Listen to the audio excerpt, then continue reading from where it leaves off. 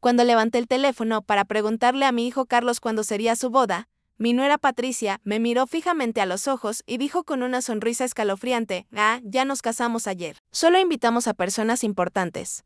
Las palabras me golpearon como un balde de agua helada. Personas importantes: yo, quien durante 3 años había pagado su alquiler mensual de $500, comprado cada mueble en su casa y llenado su refrigerador cuando no tenían nada que comer. Yo no era una persona importante. Me quedé allí parada en la sala de mi propia casa, sosteniendo el teléfono como si pesara 1000 libras, viendo a mi hijo evitar mi mirada mientras Patricia se acomodaba en el sofá que yo les había comprado. El vestido rosa pálido que había elegido para su boda colgaba inútilmente en mi armario, junto con los zapatos nuevos y la ilusión de ser parte del día más importante en la vida de mi único hijo. Había gastado $200 en ese vestido pensando en lo bien que me vería en las fotos de la boda de Carlos. Fotografías en las que nunca aparecería. Durante semanas había planeado cada detalle. Había aportado dinero para regalarles $1000 como regalo de bodas. Había llamado a mi hermana Mónica en Los Ángeles para contarle las buenas noticias. Había limpiado mi casa de arriba a abajo, pensando que quizás vendrían a celebrar conmigo después de la ceremonia. Todo eso se derrumbó en un segundo con esas 4 palabras envenenadas. Solo personas importantes. Carlos finalmente levantó la mirada y dijo con una voz que sonaba ensayada: "Mamá, fue algo íntimo, muy pequeño, solo nosotros dos y los testigos". Pero yo sabía que era mentira. Vi las fotos en las redes sociales. Vi a los padres de Patricia posando orgullosamente junto a los novios. Vi a sus hermanos brindando con champán. Vi el vestido blanco de Patricia que yo había ayudado a financiar con los $800 que le había dado el mes pasado para sus gastos personales. Vi todo lo que se suponía que no debía ver. Una semana después, exactamente 7 días después de esa humillación, Patricia me llamó con una voz completamente diferente. Ya no era la mujer segura que me había excluido de su boda. Ahora sonaba desesperada, casi suplicante. "Estela, el alquiler está atrasado. El propietario nos está presionando y dice que, si no pagamos esta semana, nos echará. Olvidaste hacer la transferencia". Su voz temblaba ligeramente como si el mundo se estuviera acabando. Me quedé en silencio unos segundos, recordando todas las veces que había corrido al banco para hacer esa transferencia. Todas las veces que había cancelado mis propios planes para asegurarse de que tuvieran un techo sobre sus cabezas. Todas las veces que había comido frijoles y arroz para poder darles dinero para sus caprichos. Y ahora, después de haberme excluido del momento más importante de sus vidas, tenían el descaro de llamarme como si nada hubiera pasado. "Patricia", dije con una calma que me sorprendió incluso a mí. ¿No te advertí que solo ayudo a personas importantes? El silencio al otro lado de la línea fue tan profundo que podía escuchar mi propio corazón latiendo. Por primera vez en años, no era yo quien estaba temblando, sino ella. "Estela, no entiendo", tartamudeó. "Siempre fuimos importantes para ti. Eres como una segunda madre para mí". Mentiras. Todas mentiras, envueltas en esa voz dulce que solo usaba cuando necesitaba algo. La misma voz que había usado para pedirme dinero para el vestido de novia, para la luna de miel, para los anillos, que yo había ayudado a financiar sin saber que nunca vería la ceremonia donde fueron intercambiados. Durante tantos años tuve esta sensación constante de caminar sobre cáscaras de huevo,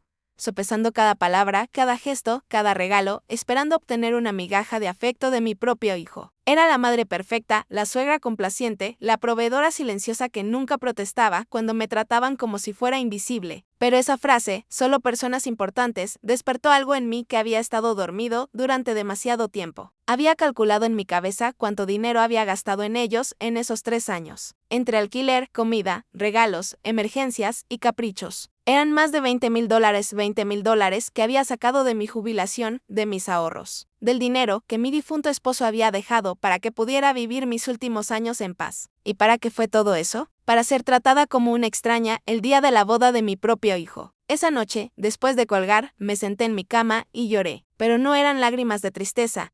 Eran lágrimas de ira, de frustración acumulada, de años de humillación silenciosamente soportada. Lloré por todas las veces que me hicieron sentir que mi amor era una carga, mi presencia un estorbo, mi dinero lo único que tenía para ofrecer. Lloré por la madre tonta que había sido, por la mujer que se había perdido tratando de ser indispensable para aquellos que la consideraban prescindible. Cuando desperté a la mañana siguiente, algo dentro de mí había cambiado. No era solo el dolor de la traición. Era algo más profundo, más frío. Me levanté y me miré en el espejo del baño. Los mismos ojos cansados de siempre, las mismas arrugas que contaban historias de años de dar amor sin recibirlo de vuelta.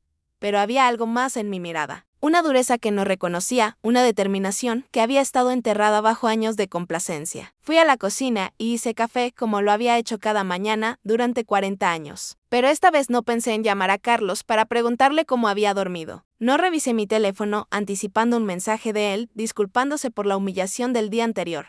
Por primera vez en mucho tiempo, yo era mi primera preocupación del día. Me senté en la mesa, donde tantas veces había planeado sorpresas para ellos, contado billetes para sus gastos y llorado en silencio cuando me trataban con indiferencia. Ahora esta mesa sería testigo de algo completamente diferente.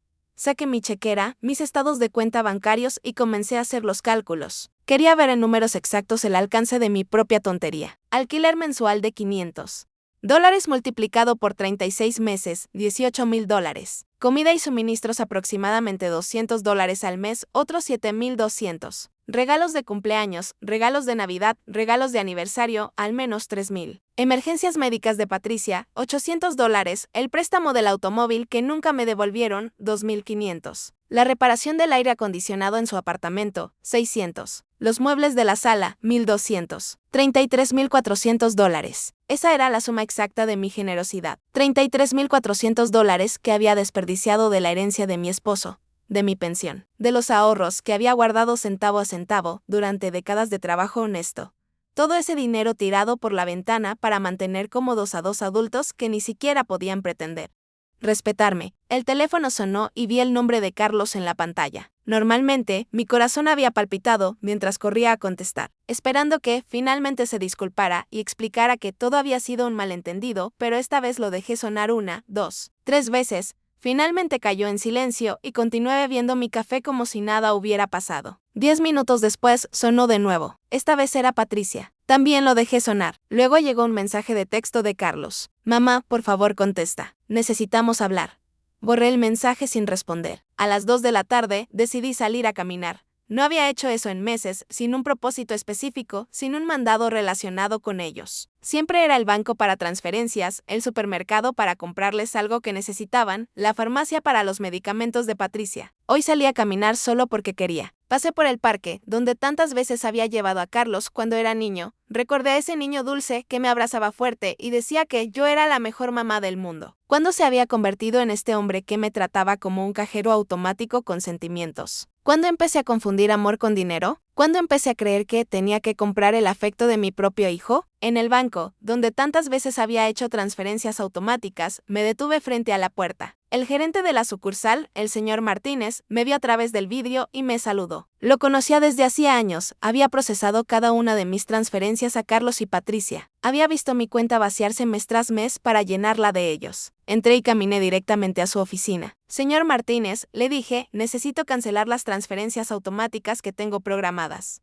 Me miró sorprendido. Durante 3 años. Estas transferencias habían sido tan regulares como el amanecer. ¿Está segura, señora Morales? ¿Pasó algo? Su preocupación era genuina, más genuina que cualquier interés que Carlos había mostrado en mí en los últimos meses. Lo que pasó es que, finalmente abrí los ojos, respondí. Quiero cancelar todo y también quiero información sobre cómo proteger mis cuentas. No quiero que nadie más tenga acceso a mi dinero. Mientras el señor Martínez procesaba las cancelaciones, mi teléfono no dejaba de sonar. Carlos, Patricia, Carlos otra vez. Era como si hubieran desarrollado un radar para detectar cuando su fuente de ingresos estaba en peligro. Apagué el teléfono completamente. Señora Morales, dijo el señor Martínez mientras me entregaba los papeles. Perdón por entrometerme, pero en todos estos años la he visto ser muy generosa con su familia. Espero que no esté siendo presionada para hacer estos cambios. Sus palabras me conmovieron profundamente. Este hombre, que apenas me conocía más allá de las transacciones bancarias, mostraba más preocupación genuina por mi bienestar que mi propio hijo. No estoy siendo presionada, señor Martínez. Al contrario, finalmente he dejado de presionarme a mí misma. Cuando salí del banco, me sentí extrañamente ligera, como si hubiera dejado una carga enorme en esa oficina. Por primera vez en años, mi dinero era completamente mío. No tenía obligaciones financieras con personas que me veían como un recurso en lugar de una persona. Me fui a casa y pensé en todas las cosas que no había hecho por complacer a Carlos y Patricia, los viajes que no había tomado para ahorrar dinero para ellos. Los amigos que ya no veía porque siempre estaba disponible para sus emergencias. Los pasatiempos que había abandonado porque cada dólar que gastaba en mí era $1 menos para sus necesidades. Cuando llegué a casa, encontré 3 autos estacionados frente a mi puerta. El de Carlos, el de Patricia y uno que no reconocí.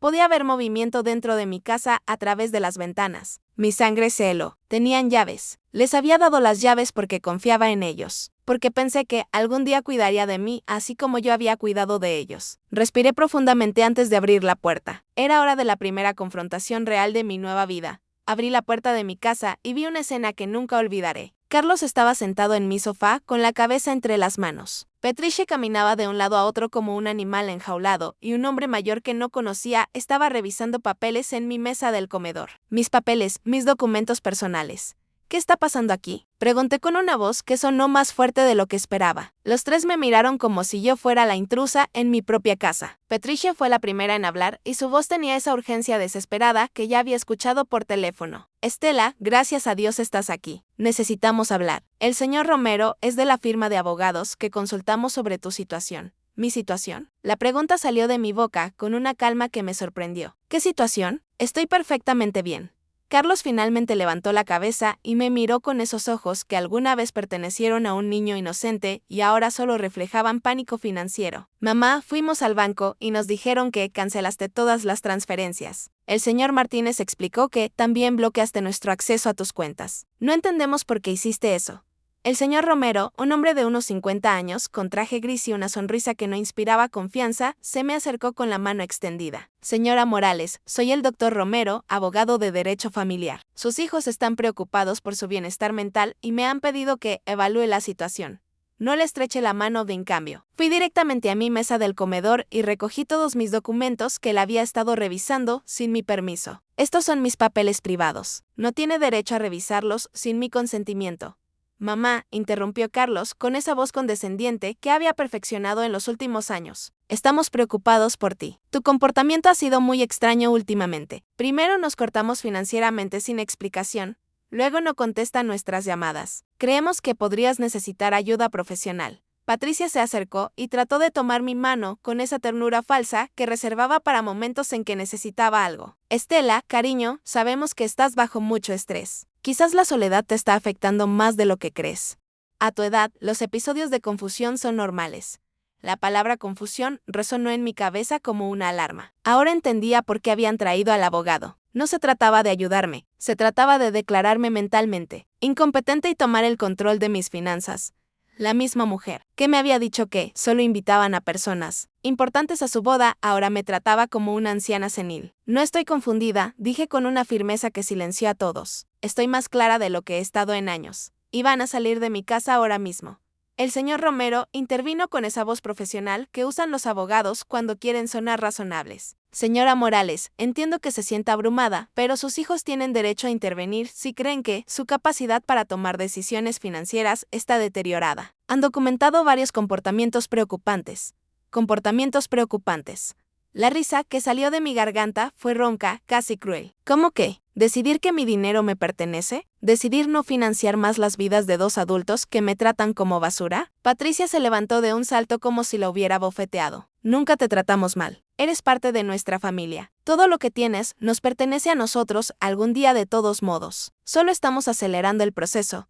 Ahí estaba la verdad desnuda, sin adornos. Todo lo que tenía les pertenecería algún día a ellos. En sus mentes, yo ya estaba muerta y solo estaban cobrando su herencia por adelantado. No importaba si me quedaban 70 años o 70 días. Para ellos, yo era solo un cajero automático con piernas que se había vuelto problemático. Fuera, dije, señalando la puerta. Los 3, fuera de mi casa. Carlos se levantó con esa cara de niño enojado que ponía cuando no se salía con la suya. Mamá, no podemos simplemente irnos. Tenemos obligaciones. El alquiler, los pagos del auto, la tarjeta de crédito que confirmaste. No puedes simplemente cortarnos de un día para otro. ¿No puedo? Mi voz se elevó por primera vez en toda la conversación. ¿Quién dice que no puedo? Durante años he pagado un alquiler que ni siquiera estaba a mi nombre. Llené un refrigerador en una casa donde no era bienvenida. Financié una vida que claramente no tenía lugar para mí. El señor Romero sacó una carpeta de su maletín y la colocó en mi mesa. Señora Morales, hemos preparado algunos documentos que podrían facilitar esta transición. Un poder notarial que permitiría a Carlos y Patricia manejar sus finanzas de manera más eficiente. Esto sería solo temporal hasta que se sienta mejor. Tomé la carpeta y sin siquiera abrirla, la tiré directamente al bote de basura. La única transición que va a ocurrir aquí es la de ustedes hacia la puerta principal. Patricia comenzó a llorar, pero no eran lágrimas de tristeza. Eran lágrimas de frustración, de rabia contenida. No puedes hacernos esto, Estela. Contábamos contigo. Hicimos planes basados en tu apoyo. Compramos cosas, asumimos obligaciones financieras porque sabíamos que podíamos contar contigo. Obligaciones basadas en mi dinero, respondí. No en mi bienestar, no en mi felicidad, no en mi compañía, solo en mi dinero. Y ahora que he decidido que mi dinero se usa mejor en mi propia vida, de repente soy una anciana confundida que necesita tutela legal. Carlos intentó acercarse a mí, pero di un paso atrás. Ya no era el niño que corría a mis brazos cuando tenía pesadillas. Era un hombre de 35 años que veía a su madre como un obstáculo entre él y una vida cómoda financiada por otros. Mamá, cometimos errores, dijo con una voz que se suponía que debía sonar arrepentida. La boda fue un malentendido. Patricia estaba nerviosa. Yo estaba bajo presión. Podemos arreglar esto si solo vuelves a ser razonables. ¿Razonable? La palabra tenía un sabor amargo en mi boca. ¿Ser razonable significa seguir pagando por tu vida mientras me tratan como una extraña? ¿Significa fingir que no duele haber sido excluida del día más importante de la vida de mi único hijo? El señor Romero empacó sus papeles con la eficiencia de alguien que está acostumbrado a que rechacen sus propuestas. Señora Morales, esto no ha terminado. Su familia tiene opciones legales. Si usted está efectivamente tomando decisiones irracionales debido a problemas de salud mental, un juez puede determinar que necesita tutela. Sus palabras fueron como un golpe. Me di cuenta de que esto no era solo una visita familiar manipuladora. Era una amenaza legal real. Querían declararme incompetente para manejar mis propios asuntos. Señor Romero, dije, mirándolo directamente a los ojos. Le sugiero que investigue a fondo antes de amenazar a una mujer de 71 años que ha manejado sus finanzas impecablemente durante 40 años. Que crió a su hijo sola después de la muerte de su esposo. Que dirigió un hogar y trabajó honorablemente hasta la jubilación. Y que, hasta la semana pasada, apoyaba financieramente a 2 adultos completamente capaces. Patricia dejó de llorar y me miró con una frialdad que finalmente mostró su verdadero rostro. Esto no se va a quedar así, Estela. Tenemos derechos y abogados también. Perfecto, respondí. Contraten a todos los abogados que quieran. Con su propio dinero, por supuesto, porque el mío ya no está disponible para financiar sus berrinches legales. Los 3 caminaron hacia la puerta con la dignidad herida de personas que no están acostumbradas a que les digan que no. Antes de salir, Carlos se volvió hacia mí una última vez. Mamá, esto va a terminar muy mal para ti. Vas a terminar sola, sin nadie que cuide de ti cuando realmente lo necesites. Carlos, dije con tristeza profunda, pero también con claridad cristalina. Ya estoy sola, la diferencia es que ahora es por mi propia elección, no por tu negligencia. Mientras cerraba la puerta detrás de ellos, me quedé parada en mi sala, rodeada por el silencio más hermoso que había escuchado en años. Era el silencio de la libertad. Esa noche no pude dormir, pero no por tristeza o arrepentimiento, sino por la adrenalina de haber recuperado el control de mi propia vida.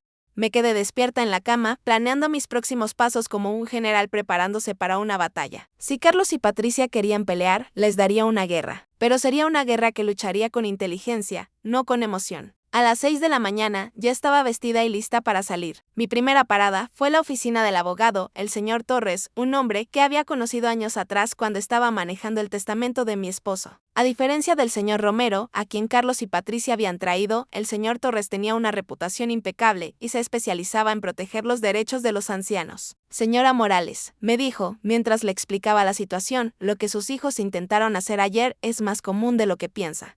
Se llama abuso financiero de ancianos y es un delito federal. El hecho de que entraran a su casa sin permiso y revisaran sus documentos privados también constituye una violación.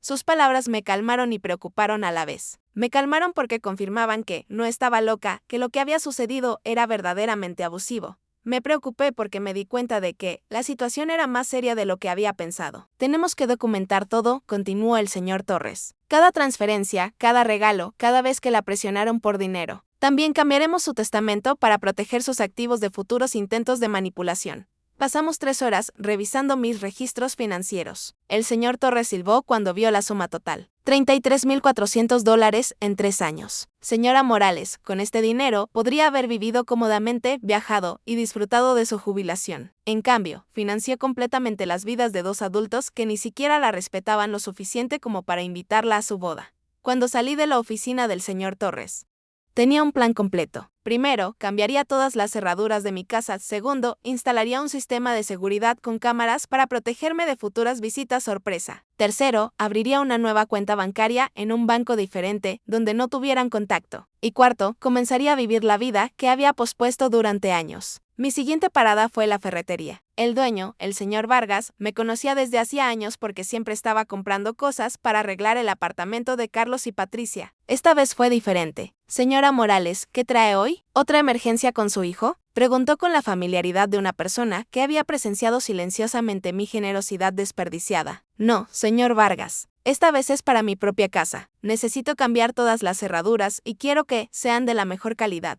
Me miró sorprendido, pero no hizo preguntas. Mientras estaba eligiendo las cerraduras, su hijo Ricardo, que instalaba sistemas de seguridad, pasó por ahí. Era la providencia en acción. Ricardo, le dije, también necesito instalar cámaras de vigilancia, el sistema completo. El precio no es problema. Mientras preparaban todo para la instalación, al día siguiente, recibí una llamada de un número desconocido. Era Patricia llamando desde el teléfono de otra persona porque había bloqueado su número después de la confrontación del día anterior. Estela, soy Patricia. Por favor, no cuelgues. Necesitamos hablar como adultos civilizados. Habla, dije secamente. Escucha, entiendo que estés molesta por la boda. Fue un error, Carlos y yo hemos hablado de eso y queremos compensarte. ¿Qué tal si hacemos una cena especial para celebrar nuestra boda contigo? Podemos hacerlo en tu casa, cocinar juntos como solíamos hacerlo. La manipulación en sus palabras era tan obvia que casi tuve que reír. Patricia, ¿cuánto alquiler deben exactamente? El silencio del otro lado confirmó que había tocado un nervio. Bueno, son 2 meses. $1,000 en total. Pero no estoy llamando solo por eso, Estela. Realmente te extrañamos en nuestras vidas. ¿Me extrañan a mí o a mi dinero? Pregunté directamente. Ambos, respondió con una honestidad sorprendente. Estela, no te mentiré. Sí, necesitamos tu ayuda financiera, pero también te amamos. Eres importante para nosotros. Si soy tan importante, dije, ¿por qué no fui lo suficientemente importante para estar en tu boda? ¿Por qué no soy lo suficientemente importante para recibir una llamada que no pida dinero? ¿Cuándo fue la última vez que me llamaste solo para preguntar cómo estaba? Otro silencio. Ambas sabíamos la respuesta. Nunca. Patricia, solo voy a explicarte esto una vez. Durante 3 años me han tratado como un cajero automático con sentimientos. Me usaron, me ignoraron, me humillaron. Y finalmente me insultaron de la peor manera posible. Ahora que el dinero se está acabando, de repente descubren que me aman. Estela, por favor. La interrumpí. No hay por favor. Hiciste tu elección cuando decidiste que no era lo suficientemente importante para estar en tu boda. Ahora estoy haciendo la mía. Colgué y apagué el teléfono completamente. No quería más interrupciones en mi día de liberación. Esa tarde fui al salón de belleza al que no había ido en más de 1 año. Siempre cancelaba mis citas porque Carlos o Patricia necesitaban algo urgente o porque el dinero que había apartado para mí se convertía en una emergencia para ellos. Señora Morales. Mi estilista favorita, Verónica, exclamó. ¡Qué sorpresa! Pensé que nos había olvidado. No te olvidé, Verónica. Solo olvidé que yo también merezco ser mimada. Me regalé el tratamiento completo. Corte, color, manicura, pedicura. Por primera vez en años, gasté dinero en mí misma sin sentirme culpable.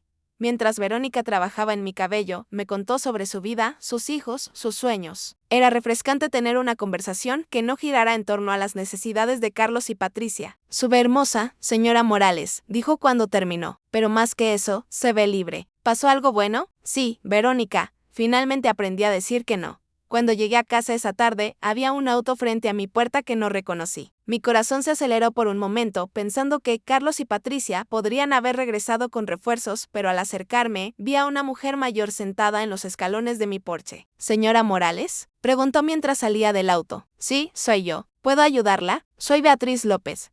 Vivo al lado. Hemos sido vecinas durante años, pero nunca hemos tenido la oportunidad de hablar. Ayer escuché voces muy fuertes en su casa y me preocupé. ¿Está todo bien? Su preocupación sincera me conmovió profundamente. Aquí estaba una extraña que mostraba más interés en mi bienestar que mi propio hijo de entre. Señora López, le haré un café y le contaré una historia que no va a creer.